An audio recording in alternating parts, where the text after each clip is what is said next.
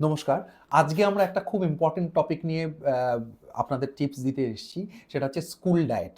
আ অনেক মা-বাবাই আমার কাছে প্রশ্ন করে এটা যে, "স্কুলে কি দেবো স্যার? স্কুলে অনেক কিছু অপশনস তারা পায় না।" আমার একটাই বক্তব্য, স্কুলে যাই ডায়েট হবে, মেইন মাথায় রাখতে হবে that should B A balanced diet. সুষম খাদ্য হওয়া দরকার, যার মধ্যে প্রপারলি প্রোটিন, কার্বোহাইড্রেট এবং ফ্যাট যাচ্ছে। অ্যাজ ওয়েল অ্যাজ এটাও মাথায় রাখতে হবে যেটা খুব বেশি অ্যাকসেপ্টেবল হয় বাচ্চার কাছে। তো অ্যাজ ফর এক্সাম্পল এরকম প্রচুর আছে, এগুলো আপনারা নিজেরা বিভিন্ন এখন সোশ্যাল সাইটস দেখে আপনারা নিজেরা অ্যাক্টিভেট করতে পারেন কিভাবে করবেন। আমি জাস্ট কিছু এক্সাম্পল দিচ্ছি। যেমন ধরুন অ্যাজ ফর এক্সাম্পল আপনি একটা বয়েলড এগ দিলেন বা ডিমটাকে স্ক্র্যাম্বল করে আপনি ওটাকে একটু ভুজিয়া মতো বানিয়ে দিলেন। সেখানে একটা প্রোটিন গেল। এভরি মিলের মধ্যে একটা করে ফল থাকবে, হোল ফ্রুটস, সেটা যেকোনো ফ্রুটস থাকতে পারে। তার মধ্যে অনেক ভিটামিন, অনেক মিনারেলস আছে যেগুলো যাবে।